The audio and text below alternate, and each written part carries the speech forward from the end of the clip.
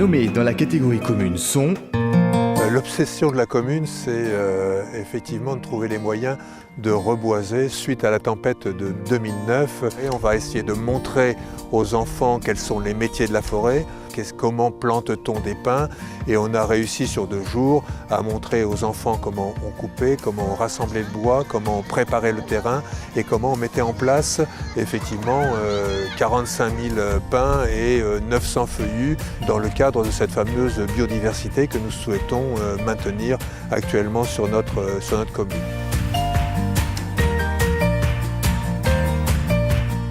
L'initiative est née d'une circulaire de la CNAF qui a modifié les prestations qu'elle verse aux établissements qui fournissent les couches aux jeunes enfants. Nous avons travaillé au niveau du bassin d'Arcachon et du Val-de-Lers avec les coordinateurs pour voir les communes qui seraient prêtes à mutualiser les couches. C'est une économie financière parce qu'on a obtenu des prix d'achat intéressants, mais c'est surtout une économie sur la gestion de ce produit. Et aujourd'hui, nous avons effectivement quelques communes qui s'intéressent à notre marché et qui souhaiteraient éventuellement intégrer ce groupement d'achat.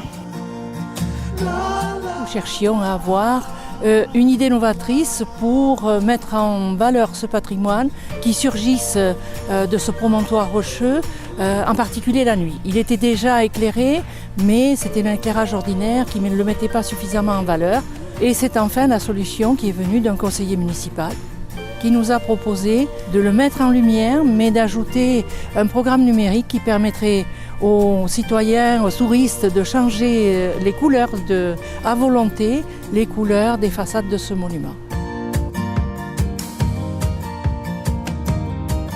La ville de Pessac a souhaité mettre en ligne une grande partie de ses fonds iconographiques et écrits suite à une demande quand même assez importante du public. C'est pourquoi nous sommes lancés dans la création d'un site internet qui permet au plus grand nombre d'accéder aux archives de la ville, aussi bien des documents administratifs que des cartes postales, que des plans cadastraux. C'est un site qui est responsive, c'est-à-dire accessible depuis une tablette, un smartphone, pour améliorer la connaissance de l'histoire du territoire. Et dans la catégorie commune, le prix de l'innovation est attribué à... La commune de Durin, c'est aux confins du Lot-et-Garonne et de la Gironde. Et nous avons derrière moi un patrimoine forteresse au XIIe siècle qui a été largement réhabilité au XIVe siècle. Donc 40 salles visitables sur 5 niveaux. Nous cherchions à avoir une idée novatrice pour mettre en valeur ce patrimoine qui surgisse de ce promontoire rocheux, en particulier la nuit. Il était déjà éclairé, mais c'était un éclairage ordinaire qui ne le mettait pas suffisamment en valeur. Et c'est enfin la solution qui est venue d'un conseiller municipal qui nous a proposé de le mettre en lumière, mais d'ajouter un programme numérique qui permettrait aux citoyens, aux touristes de changer les couleurs à volonté, les couleurs des façades de ce monument. J'ai cherché des systèmes de pilotage déjà existants, je n'en ai pas trouvé non plus, donc j'ai créé mon propre programme. Je suis très satisfait puisqu'on a réussi à obtenir un projet moderne, unique, ludique et interactif. Un procédé qui permet une économie d'énergie importante par rapport aux autres procédés d'éclairage public.